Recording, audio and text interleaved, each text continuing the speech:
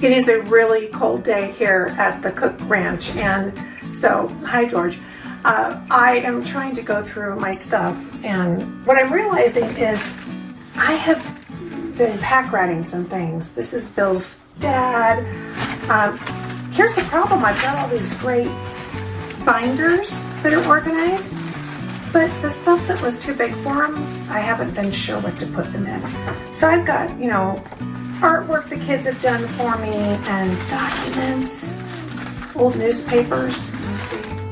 So I am really needing the right kind of archival storage box.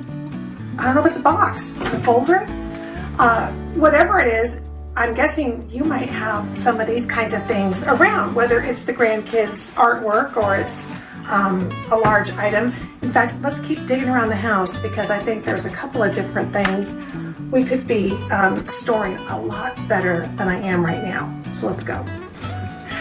And I just came across this box in this closet. It's full of my home movie VHS tapes. Now I got these digitized last year. I was telling you guys about that, but I haven't been able to bring myself to get rid of them.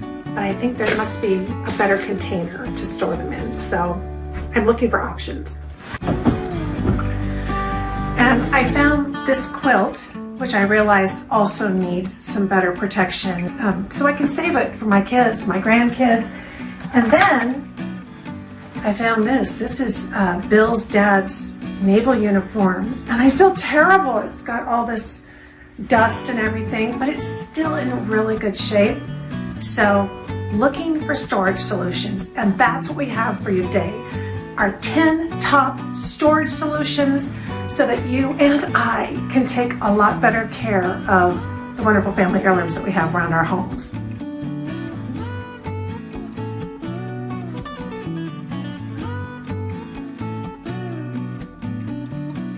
Being a family historian often leads to being the family archivist. And in addition to the items that you already have, you may find yourself receiving things from other relatives. Stuff like the old family Bible or scrapbooks or a military uniform.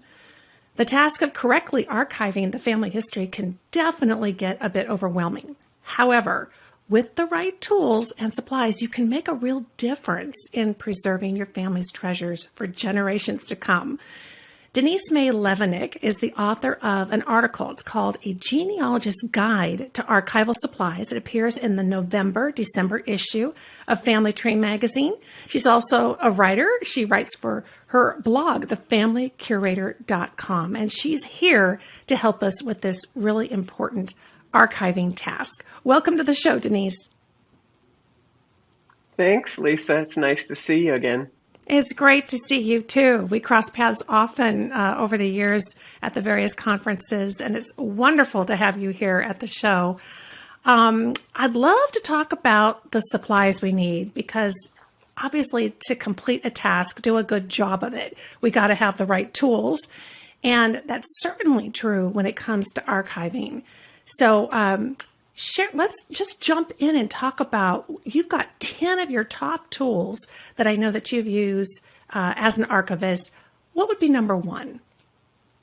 Well, the first thing has to be, I think, archival file folders. They are not terribly expensive. And really what you want to do is put your item, whatever it is, in the highest quality folder or box or something to protect it right away. But since most of us have pictures and paper, a file folder really is a good place to start. That sounds great too, because oftentimes we get stuff or people are giving us things, but we don't have time to really deal with it right then and there. So it sounds like this would be a very safe place to put it. It is. And because you can purchase them in a box of 50 or 100 if you have a lot of items, or just 10 or a dozen folders, it really can scale to suit whatever the size of your archive might be. But we really do need to take that extra step and seek out acid-free, lignin-free archival file folders. The kind you buy at the office store are just not the quality you need to preserve your papers and your photos. Exactly. In Okay. fact, it can cause more damage if you put things in there. Oh, right, because there's probably acids in those, right?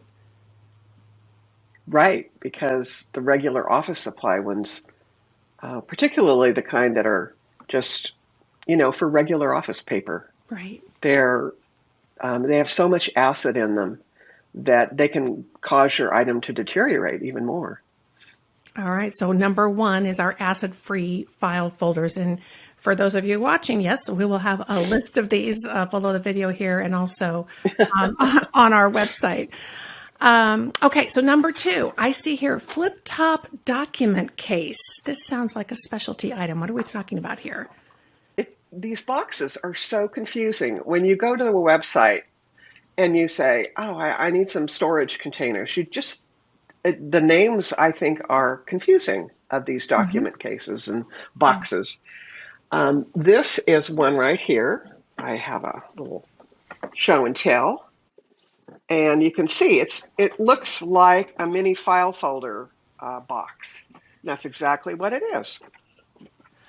But here's an example of the kinds of things you can store in here. These are all those old rolled, military photos and banquet photos. I have a process to flatten these, but meanwhile, I needed to store them. So you can reuse this kind of a box for anything. It doesn't have to just be file folders, but because it's designed for file folders, it's really perfect. It's even got a little tag to pull it out on the shelf if you need to pull it out. You Nice. can put a label here.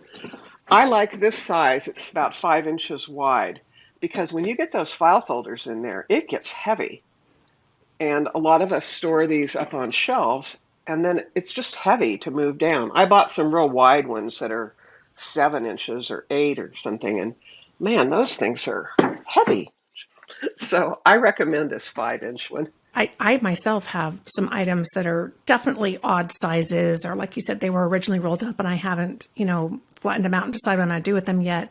So that sounds great. And that kind of leads us to the third item on your list, which I see here is oversized document or photo box. So same thing. It's these kind of outside the normal sizes that we start to struggle with. And Right. sometimes it's a really nice large item, but we don't want to necessarily fold it up.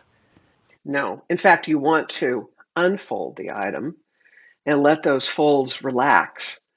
So the archival suppliers make a box that is larger than a shirt box. Maybe it would hold a fully opened newspaper, or if you have some portraits or drawings or maps. And they're typically quite shallow. They won't be necessarily a clamshell kind of opening like the box I just showed you. It might be a lift-off top, but you can use it for anything. And the reason it's shallow is you don't want to put a lot of weight on the things that are on the bottom. I imagine too layering things. Is that what do we need something to buffer between if we put multiple items in these boxes? Right. That's a good idea. If you can afford it, they make large file folders that will protect your item, and then you put it in the box. And you can keep like newspapers or maps separate, but you, of course, do not want to store newspapers with anything else but other newspapers because they're so toxic. The paper that newsprint is just full of acid. So you want that isolated from everything else. So that must be why number 4 is the newspaper preservation kit. I didn't realize that there was something uniquely for this. Tell us. Yes, newsprint is a big offender. When I visited the New England Historic Genealogical Library in Boston, and I got a tour of their upstairs archives, it was so exciting. I felt like I was, in the inner sanctum. This is like an archivist's dream. You get shown like rows and rows of archival boxes, and then just stacks. Like people have donated Bibles and books and family papers, and they have to be processed and organized. So there's just stacks of stuff. And the archivist there told me they will not accept donations of newspapers because they are so toxic. Anything they touch will turn brown, and it just degrades everything around it. So you want to be sure to isolate your newspapers if you're going to keep them. What they do at the library is photocopy on acid-free paper, or they scan it and then print a copy on acid-free paper and get rid of the newsprint. That sounds like a really clever way to deal with that problem. So even if grandma gives you her newspapers and she's also got other stuff with it, you don't want to keep it that way. You need to separate it out, then it sounds like. No. Okay. If you really want to keep like an obituary because it's an original paper or something, right, this is a good case for encapsulating in between two sheets of archival plastic. Mm-hmm. You can encapsulate it, and then you can put it right back in that Bible because it's isolated. Nice. From those pages. Excellent. Yeah. All right, so I see number 5, we have acid-free tissue paper. What would you be using this for? I love this stuff. Oh, this stuff is great. I keep a stack of it here at home because, like, one time my dad gave me this. You know those stereograph things you hold up and there's a double picture? He gave me one of those. It was my grandfather's, and it was in, of all things, an envelope box, a crummy, terrible box, and it was wrapped in red tissue paper. Well, colored tissue paper like red. Have you ever gotten a drop of water on red tissue paper? Yeah. And all the stereo cards, the photo cards were in the box too. And, being my dad, he's very strict and it's my way or the highway. So I couldn't really tell him anything, but I took the box and I said, oh, he wanted it right back. I had some acid-free tissue paper. So I just took the red out and cushioned everything in that dumb non-archival box with the acid-free tissue paper and took some pictures of it and looked at the cards. And then I gave it back to him, and it was in a lot better shape. So if you have acid-free tissue paper, you are golden for stuff like that happens. And you can use it in the sleeves, to stuff in the sleeves of a military uniform or a wedding dress. You can wrap a pair of baby shoes in it. You can use it between layers of photographs if you need to, or paper. It's just really helpful to have on hand. Oh, it sounds like we just need a stack of it in our office supplies so we have it to work with. Boy, I know what you're talking about there, but that tissue paper, that's like you might as well just make it wet and wring all the ink out of it. I mean, oh my gosh. Good for you for I know. I was sick. From that. Okay, now we looked at one type of flip-top box, and we have number 6 is our acid-free flip-top photo and print box. So this sounds like for a unique purpose. Right. This is these boxes are designed different sizes, and I have a small one here. And you notice this one is a different color. The first one I showed you was gray. It doesn't matter what color they are. Oh. They're made out of a heavier board. And listen, if you can hear this. Can you kind of hear it? Oh, yeah. It sounds like,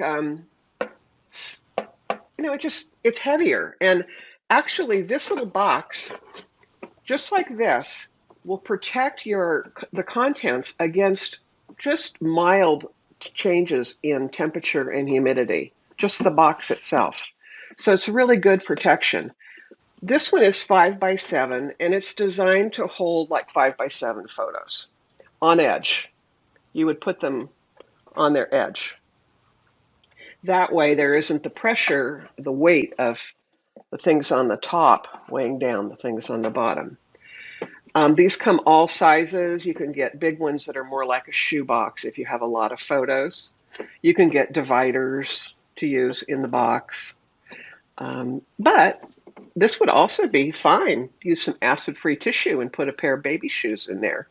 Oh, yeah, absolutely. Because the thing I like about these boxes is you can write on them, or you can put a label. But if imagine, like, I've cleaned out my parents' homes and after they died. If I came across a box like this says to me, oh, there's something special in there. Yes. I So you totally pay agree with attention. that.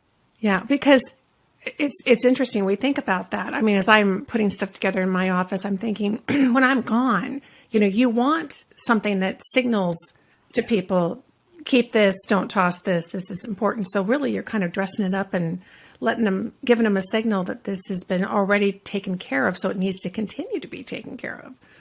Well, number 7 is archival albums. And I think this one just resonates with everybody because is there anybody who doesn't have a magnetic photo album from the 1970s where we just, struggled with things sticking or you can't take it apart? And so the the album, I guess, is going to really help us with photos, negatives, anything flat and letters.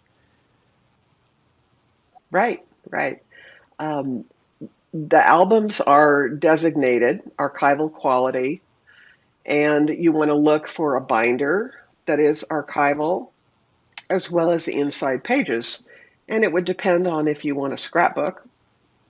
Then you just want the paper you probably use photo corners, and you can write with a white pen or something. It depends on the color, if you get white paper or black. Or if you want the plastic pages, they're very heavy plastic pages. And something to be careful about is when you put a binder together, you might want to put it on a bookshelf, which is fine, but the dust can still get in the top. Oh, yeah. And the light. And yeah, light and dust is the real enemy of things that you're trying to preserve. So buy a slipcover or keep them in your closet. That's really the best place for these things because they're protected from the light and the temperature that way.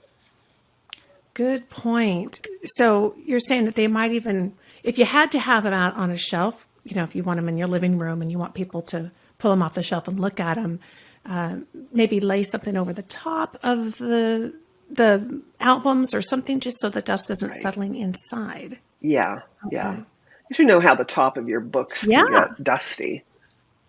Exactly. Yeah. I hadn't thought about that with my photo albums. That's a really good point. So, okay, so we can still get archival items, albums, archival quality. And then sometimes we have negatives. I know my husband inherited a lot of negatives from his side of the family. And, we may or may not be ready to make prints out of all of them, but we want to keep them. What do you recommend for that? That's number 8. Well, you can use a box like this one that is designed for negatives. It's shorter. And typically like the 35 millimeter negatives came in a little plastic sleeve that is good to use. A lot of times you can get archival supplies at a camera store. They use there's a good quality, I think it's called print file, that they have available. Another option for negatives is the binder sleeves. They're a full page and they have little slots to put the negatives in. And then you put them in a binder that has sort of a clamshell closing. I have several of those. They work pretty well. The edges protect the negatives. Excellent. So some kind of a negative preservers. And we'll have links in the show notes to many of these kinds of items. Number 9 takes us into even more kinds of media. You have slide and media boxes. I know when I got all my VHS tapes digitized, I still couldn't bring myself to throw them away, Denise. I know I shouldn't have this be taking up the space on my shelf, but is that what you're talking about? If we want to keep different forms of media, there are special boxes for that too? Right. There are boxes that are acid-free, like the ones I showed you, that are sized for the media. Slides you probably would want to keep, and you can get metal slide boxes that are pretty nice. I would avoid wooden ones. I have a few of those we inherited. Okay. But even metal ones I've found at the thrift shops. People have got rid of their old slide boxes. The Kodak slide boxes that they came in, they're not bad. Okay. The carousels, they just take up a lot of space. Yes. Remember those carousels? Yeah. But you can get from the archival suppliers, they make boxes for all kinds of things. The thing is, you don't have to have what is labeled a slide storage box. You can put it in something that fits what it fits in. Okay. But, good to know. They also make them uniquely for the different types of films. Yes. I think I've got some home movie on every type of media ever created over the decades, which I mean is a nice problem to have, but it's a challenge. Number 10, it actually reminds me of when you and I kind of probably first met, probably a dozen years ago at least. And I remember talking to you about quilts. And one of your specialties is really your knowledge of dealing with textiles. And so often we're thinking photos and paper, but if we're fortunate, we might have a uniform, a quilt. And number 10 was Archival Blue E-Flute Quilt Preservation Kit. Tell us what this is and what it can do for us. I love this E-Flute box. These archival boxes that I've showed you are wonderful, but they're heavy. Just the box itself has some heft. And imagine you have a full-size bed quilt. You need a big box. Yes. Which is expensive and heavy, just the box. The E-Flute is a kind of plastic. You've probably seen it used in, I want to think about maybe packing material. It's got little ridges, and it's kind of a translucent, plasticky stuff. That's the best description. But it's very lightweight. So if you order one of these boxes, it comes folded or flat, and you kind of assemble it. And I bought one for my quilts. The only trick is because it's translucent, it won't keep the light out. So I have a beautiful old velvet album quilt, and I have folded that inside a sheet and put that whole thing in the E-Flute box and then stored it in a dark. I have like a little archive space where I keep that kind of thing. Wonderful. They make them different sizes. They're economical. I really do recommend them. If you look at your archival supplier, just look for quilt boxes or textile boxes, and you should be able to find them. Well, that's the next thing on my list. I have my husband's father's military uniform. And part of what was holding me back in really getting the right kind of box was I was thinking it was going to be one of these really heavy, big boxes. So this sounds like a really nice alternative. Gosh, Denise, you've given us 10 fantastic items to use for our archiving. And just to know that they're available, there's such a wide variety. And again, for everybody, we will have links on the show notes page and details about everything that Denise has shared with us today. Thank you so much, my friend. It's wonderful to see you, and I really appreciate you sharing your knowledge with Great us. to see you. Thank you. It's been nice to talk with you again, Lisa. And I hope to see you again sometime soon. Me too.